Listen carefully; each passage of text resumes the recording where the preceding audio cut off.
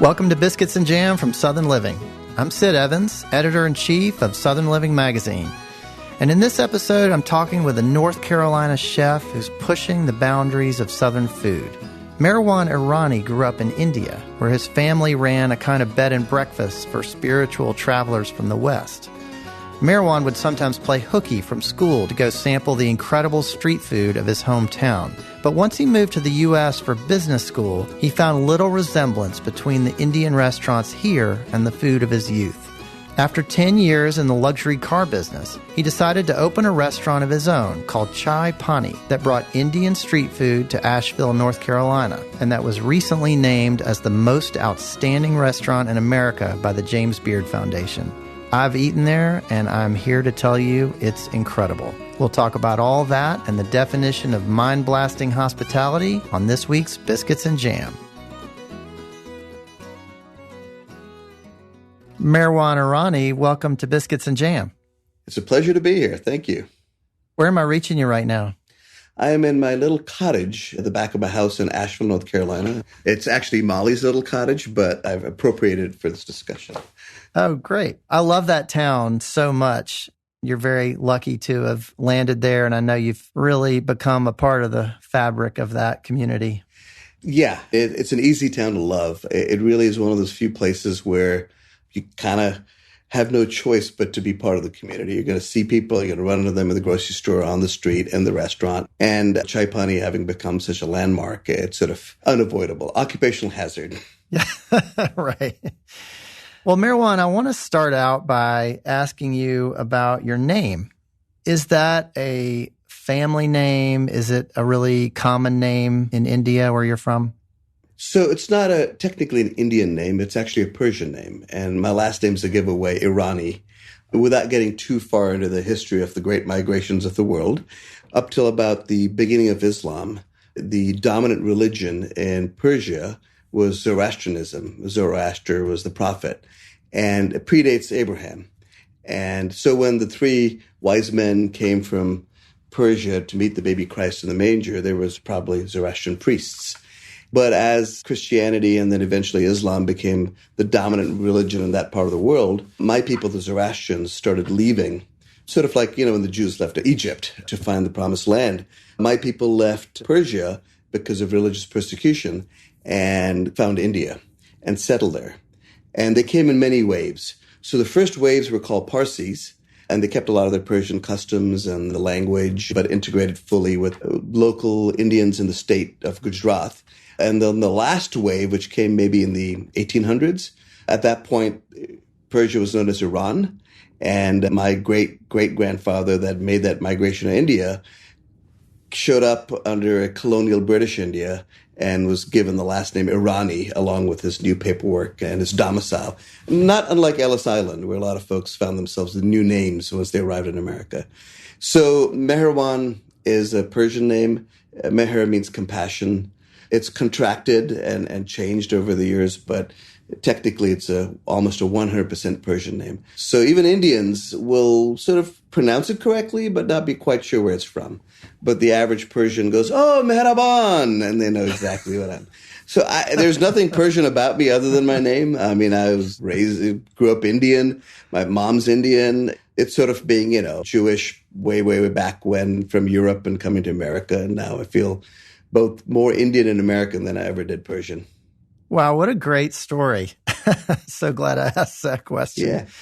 So Meherwan, you were born in London, but Right. You grew up in a small town in India, Right. I think from age 4 or so, right? Yeah, my mom was there with my dad for maybe 2 years, and then I was born, and then they came back to India. So tell me a little bit about the home that you grew up in.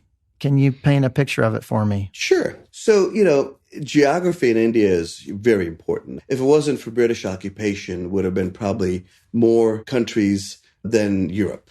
We had, I think, 500 princely states at the time Britain colonized India, or over the time period that they colonized India, which is about 150 years.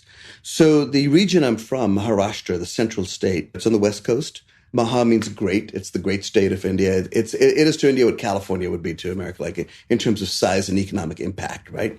And Bombay, or Mumbai now as it's known, is the major city that sort of sits there right on the west coast as this important port city.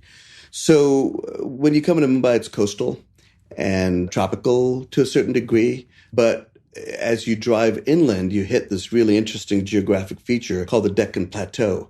And it's a steep jump in elevation of about 2,000 feet, give or take. And when you get to the top of it, and you climb up what's known as the Ghats, you get to essentially an arid, flat desert plain that stretches for many, almost 1,000 miles, heading east. And so I grew up in a little village town on this Deccan Plateau, and the topography, the food, the people, the language were very unique to that region. The town I was born in was called Ahmednagar. That's where I grew up. And what about the home itself? So the home itself was a typical multi-generational family compound. My grandmother, from my father's side, she was actually my grand aunt. Her sister, my dad's mom, had died at childbirth. But as was common in India at the time, some other family member just took over parental duties. So even though my dad's actual mother passed away, his aunt, her sister, immediately just said, well, I'll raise the child. And she had had a child of her own not too long ago, like 3 months earlier. So she just raised babies. So it was a multi-generational compound. My grandparents were there. My mom and dad were there, and I was there too. The only interesting thing about the house and the compound was in that town was a spiritual ashram for a spiritual master in India called Meher Baba. For your listeners, this is not uncommon for many parts of India to have a spiritual center. And we differentiate between our gods and our spiritual masters. Someone that, if you're spiritually inclined, can guide you on the path towards spirituality, regardless of what religion you're in. So Meher Baba was such a master, and he had traveled to America. And because of that, people from the U.S. and also he had traveled in Europe would come to his ashram, and he had passed away by then, but they'd come to visit the center and learn about his life and his teachings. And my grandmother, being entrepreneurial, and given the fact that her husband had passed away, opened her home, sort of a B&B. We also cooked and provided food for them. So I grew up surrounded by Westerners coming from the West and living at my grandmother's house. On the quest for spirituality. And most of them were hippies, straight up hippies. I mean, This was the 70s, right? Yeah. Right.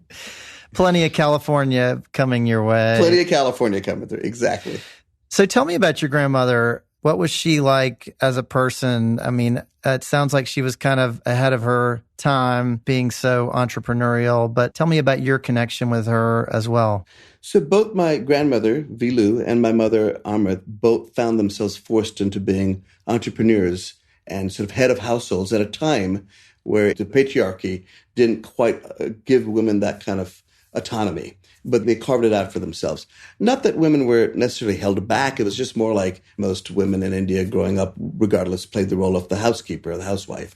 But my grandfather had passed away, so my grandmother essentially needed a way to provide for herself and her family. And by opening up this home, she was able to do that. And my mother, my dad was blind. So when she married my father, she knew that she would have to find a way to provide for our family because my dad couldn't work, at least couldn't work traditionally. He ended up actually being a sound engineer for some part of his life. But she too had to play the lead role in being the breadwinner for the family, providing for the family, and doing all the jobs and tasks in India that are usually left traditionally back then to the men to do, literally dealing with utilities and government and everyday sort of life in India, which can be very bureaucratic.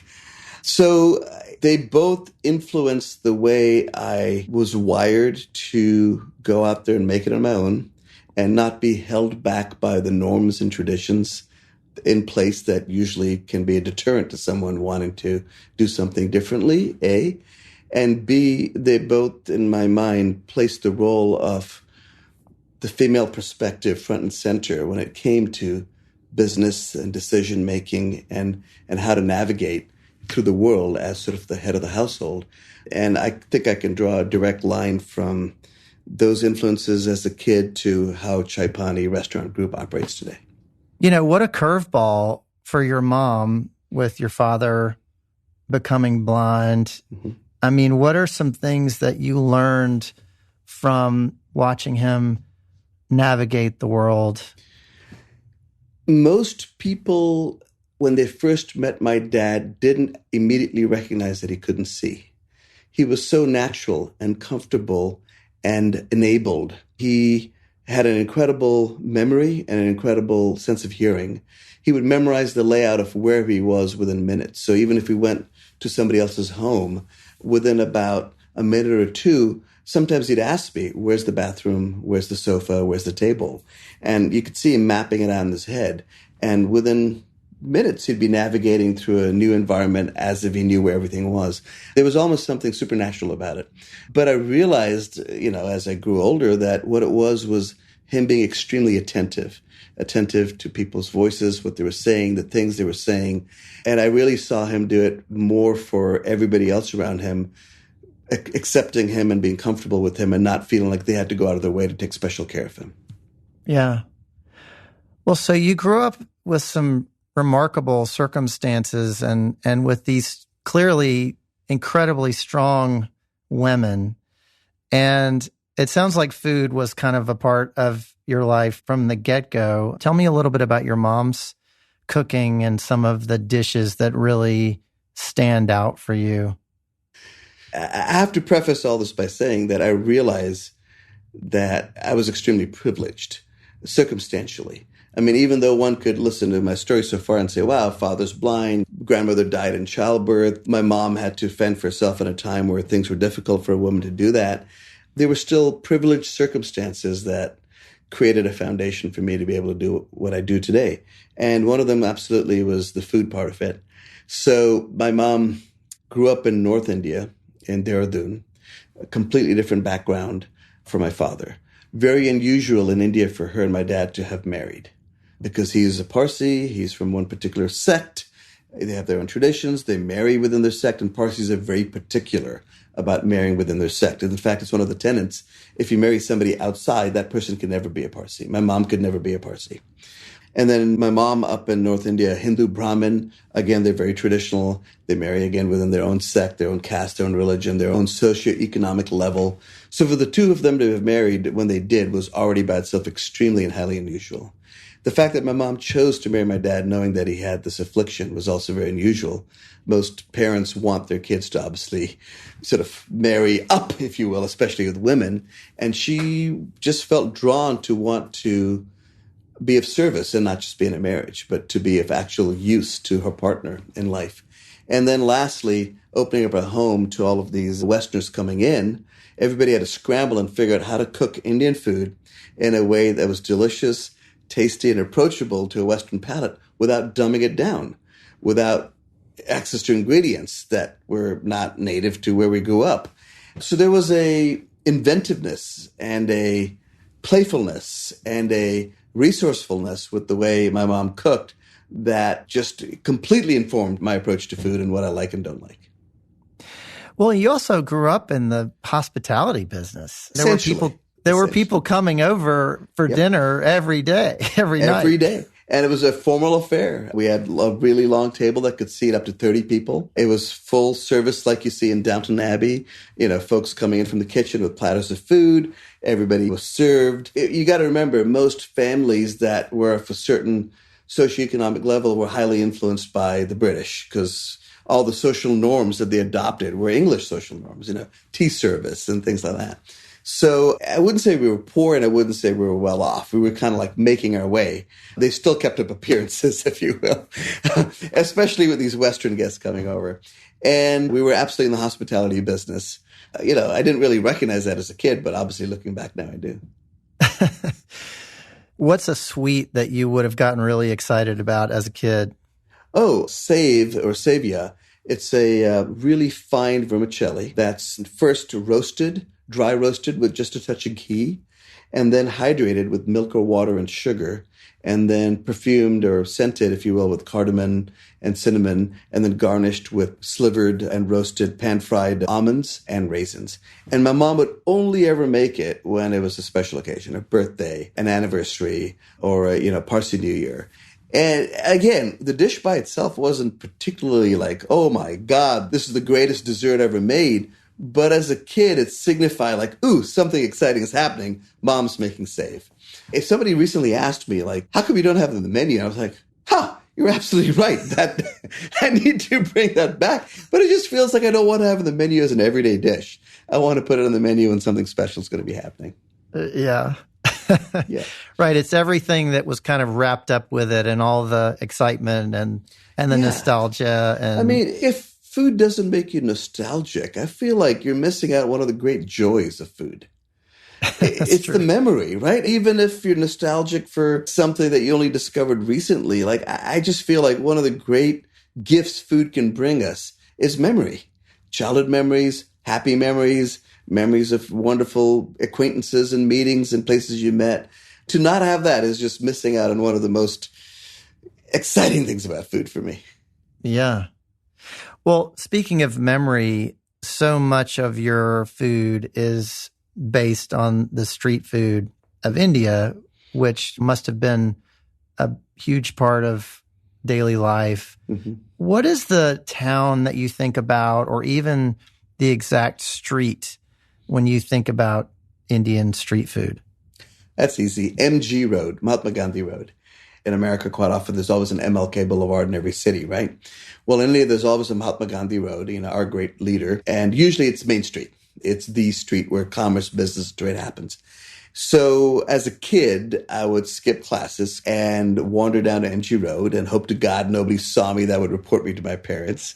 And I went there to have street food, to have bhel puri and vada pav and samosas.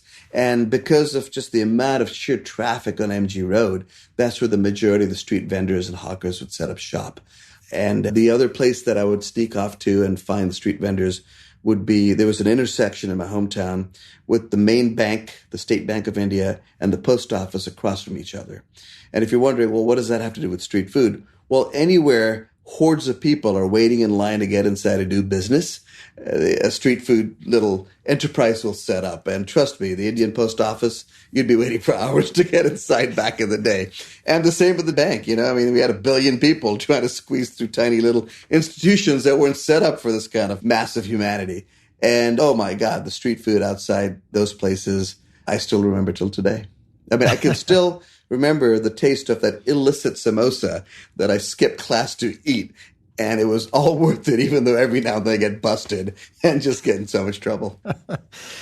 Okay, so contrast that with the Indian food that you must have experienced when you came to the United States. So you come here for business school, Columbia, South Carolina. At some point, you must have walked into an Indian restaurant and gone, what is going on here?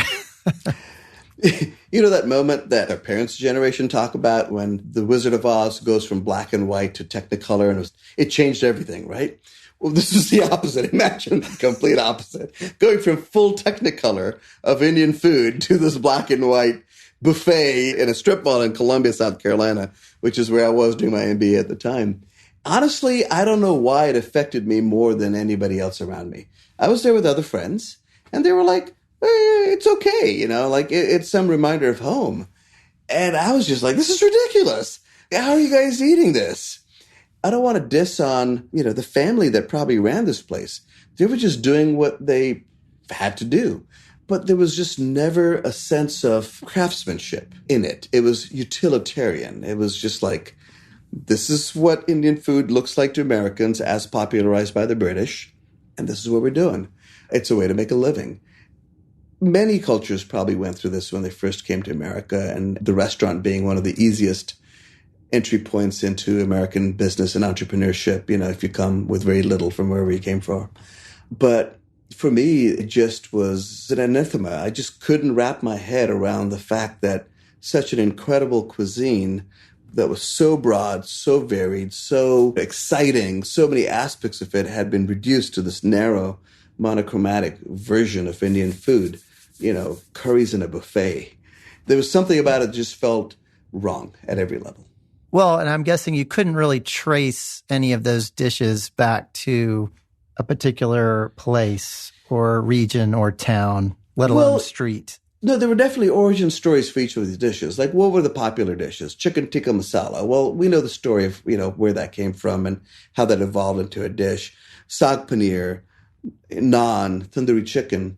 These were all A, North Indian in origin, B, upper class dishes, usually served to royalty. Working class families and poor families didn't make butter chicken at home and saag paneer and naan and tandoori chicken and dishes like that. This was a palate that the British acquired by spending their time hobnobbing with the royalty in India and the upper class. And then, as the diaspora of Indians to England started, these are the dishes they recreated over there. And then just by being in England alone, those dishes changed and then changed again and then changed again. So what we had in America was sort of a watering down / evolution of the origin story that even started with a false premise that this is the food of India. Yes, it is. It's the food of upper class, special occasion folks in a very, very, very narrow socioeconomic sector of India. What we didn't see was what 99% of the rest of the country ate. After the break, I'll talk more with Meherwan Irani about his time in Myrtle Beach, what he learned as a car salesman, and some of the menu items that have earned his restaurants so many accolades.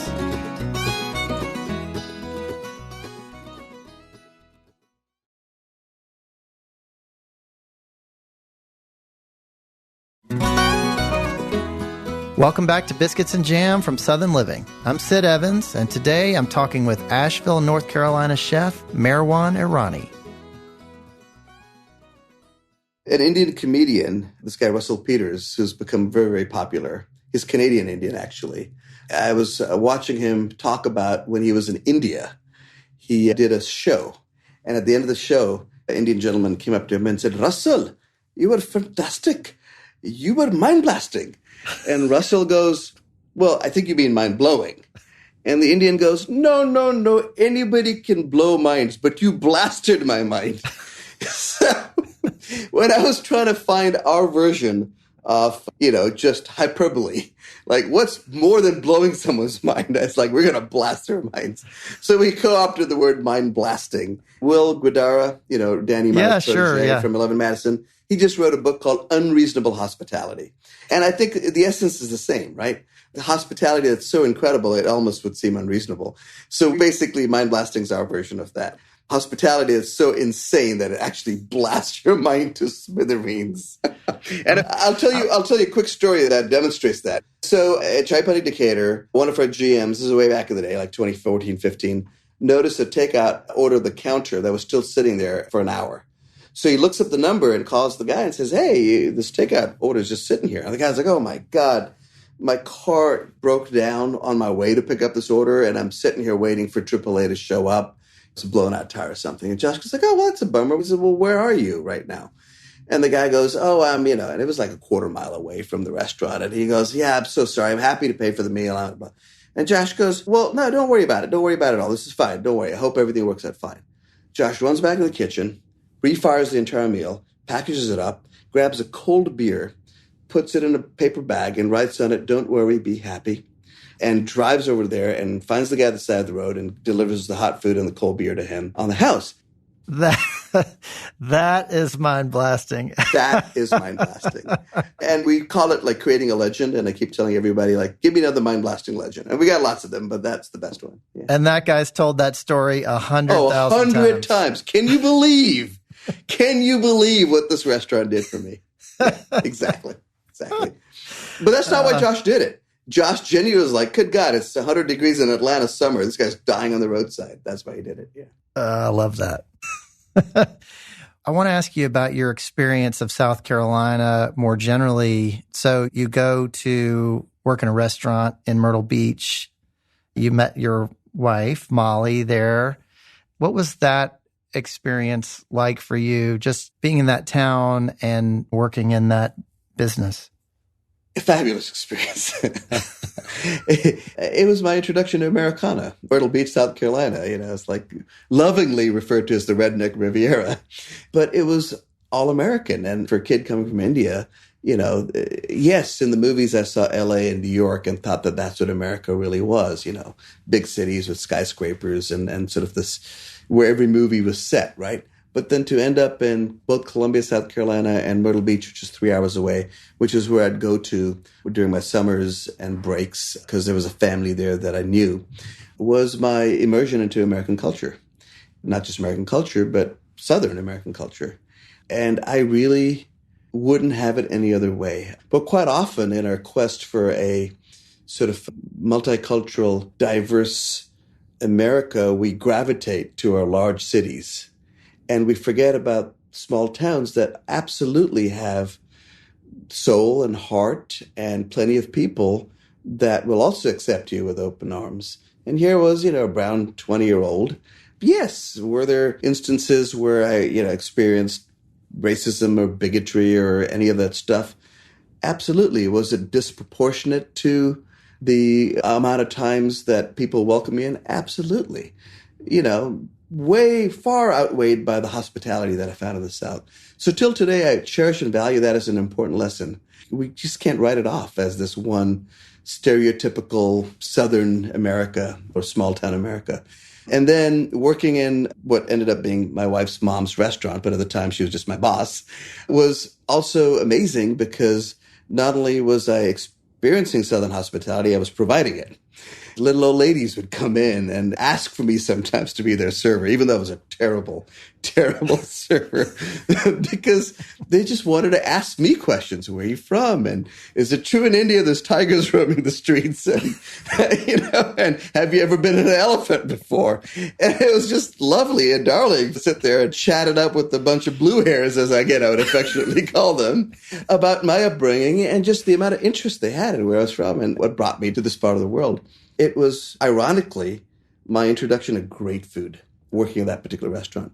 Molly's mom was a classically trained pastry chef, opened a French cafe, essentially. They made croissants and baguettes and French breads from scratch and quiches and beautiful California meets French-inspired cuisine, and the only place in town that was doing that.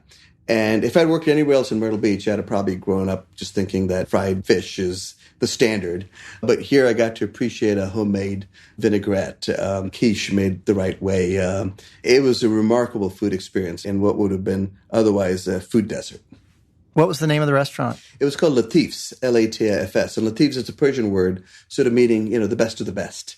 Molly's mom had traveled. A Persian word. I know. What a funny coincidence. Molly's mom had traveled to India. She was one of those hippies that had come to my hometown to visit the Meher Spiritual Center. So that's why I got the job in the restaurant, because of this family connection. And she was inspired a lot by the teachings of Hafiz and Rumi and had named her restaurant this Persian name, but it was a very beautiful California meets French cuisine restaurant. Yeah. Wow. Yeah. This was destiny. Yeah, total destiny.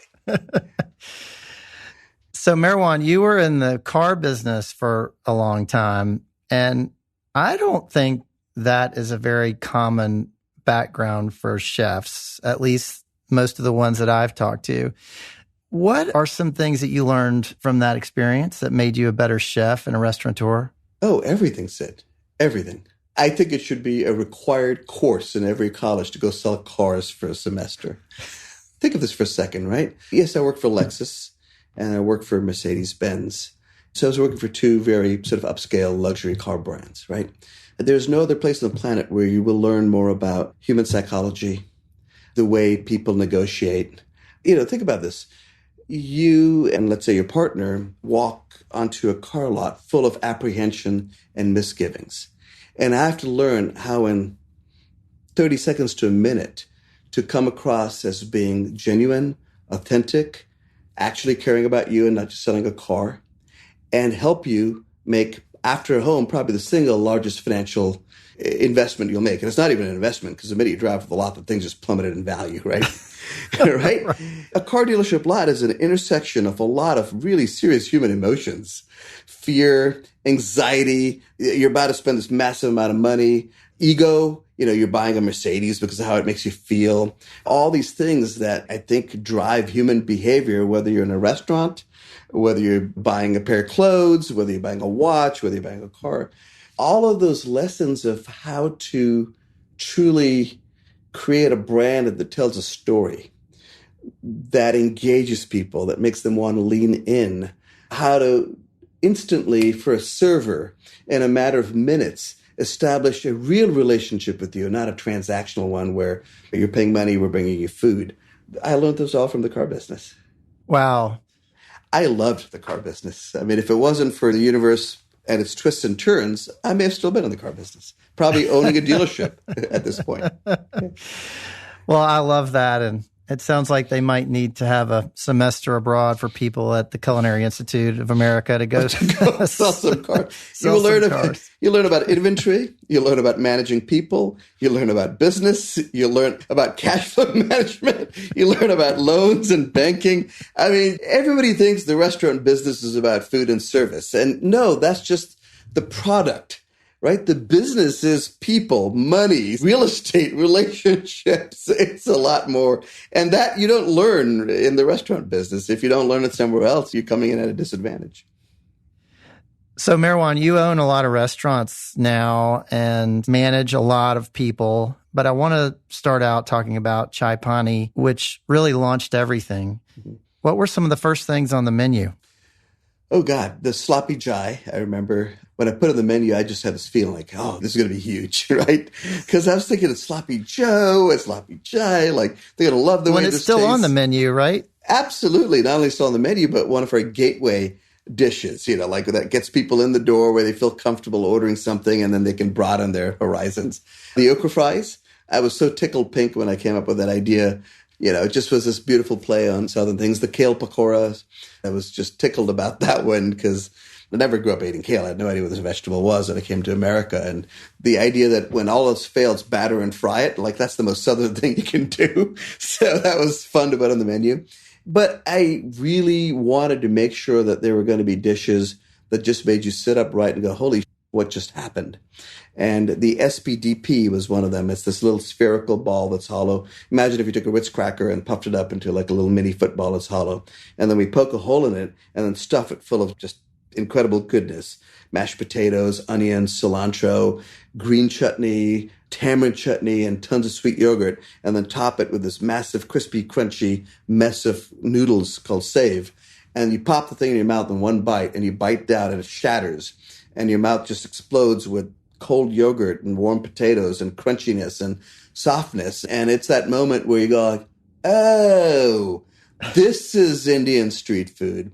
And there's other dishes like that. Bhel puri, which seems like the most nonsensical dish in the world. It's basically puffed rice, like Rice Krispie puffed rice. And you make a salad out of it with all kinds of other stuff.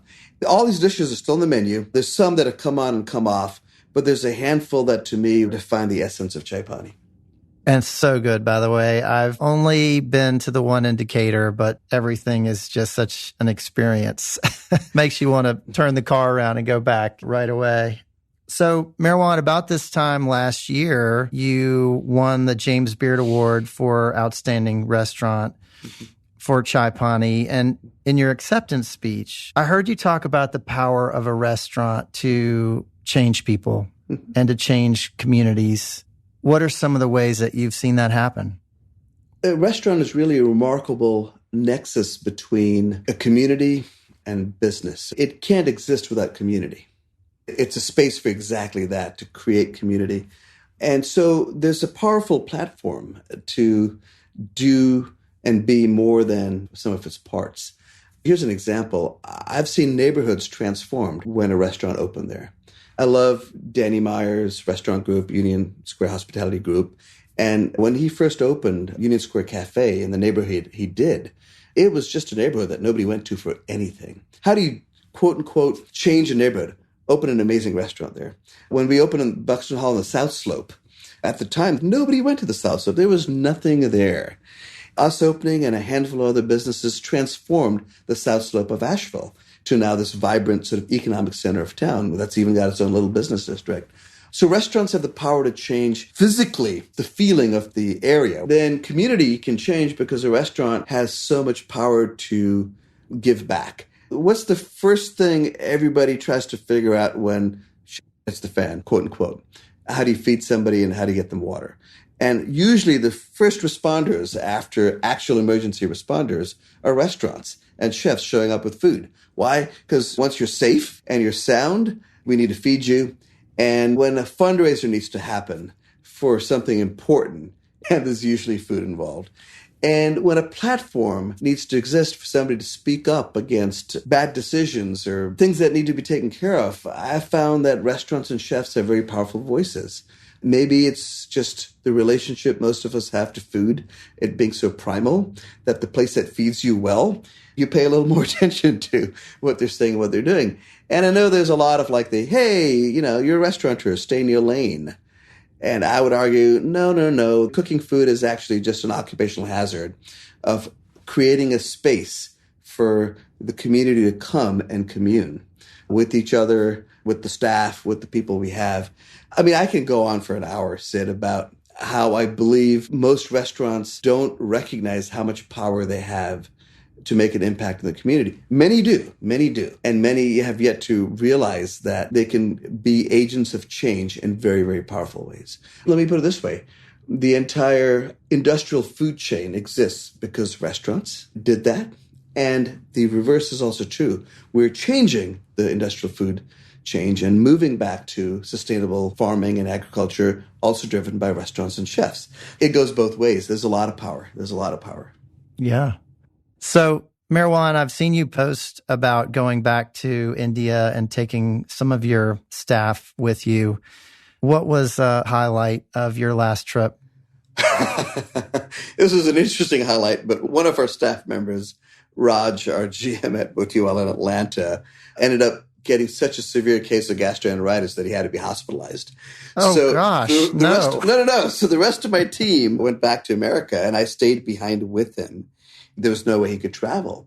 The highlight was we talk a lot about family and being there for each other and having each other's back. But from Raj to see that it was inconceivable for me to do anything other than absolutely be there for him was something that I hope he took back as an ethos that I want not just him, but everybody in the company to pass forward. That when we say we're here for you, it's not just lip service, that we actually mean it, even if it's as dramatic or as drastic as being hospitalized in India for gastroenteritis.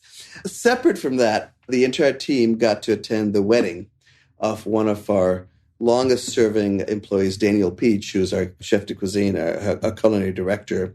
He's a born-and-raised Columbia kid, fell in love with India, speaks, reads, and writes Hindi fluently, has been there multiple times, has lived there for up to 6 months at a time, fell in love with this beautiful Indian woman, and they got married in India in a classic Bollywood wedding that was one for the ages. So to be there with 13 of our Chai Pani team members celebrating one of our Chai Pani family getting married in India was just absolutely epic. And the food, the food was amazing. Of course. Well, Meherwan, I just have one more question for you. Sure, yeah. What does it mean to you to be Southern? Oh, God. What it means to be Southern is to have roots, to feel like I found a place that I belong. And as odd as it is, most people spend a lot of their time wandering, trying to find that place that not only you can own, but also owns you. And to be Southern for me is to not just accept this is where I live, but for the place that I live to accept that this is who I am. And I found that of all places in the South. So I lived in California for 13 years, and I never felt like I belonged, and I never felt like it accepted me. Whereas when I came here to the South, it was almost instantaneously. I felt like, I found a place where I belong, and I found a place that's willing to accept me for who I am. I tell Molly all the time, I don't think we would have found the success that we had if we had tried opening this restaurant anywhere else except in the American South. So go figure, right? Well, keep doing what you're doing. You guys do some amazing things, and the food is incredible, and I can't wait to get back as soon as possible. And please open one in Birmingham if you're thinking about it. Love Birmingham. I've been there a number of times. Got some good friends there. It's absolutely on the radar, so you never know. Well, Meherwan Irani, thanks so much for being on Biscuits and Jam. Sid, thank you for having me. Next time we'll talk a little bit more about biscuits and jam, but today was fun talking about Indian street food. Amen. Amen.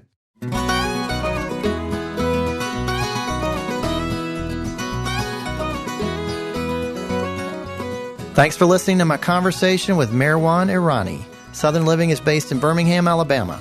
Be sure to follow Biscuits and Jam on Apple Podcasts, Spotify, or wherever you listen, and we'd love your feedback. If you could rate this podcast and leave us a review, we'd really appreciate it. You can also find us online at southernliving.com/biscuitsandjam. Our theme song is by Sean Watkins of Nickel Creek. I hope you'll join us next week for my conversation with Aaron Franklin, the mastermind behind the wildly successful Franklin Barbecue in Austin, Texas. We'll see you then.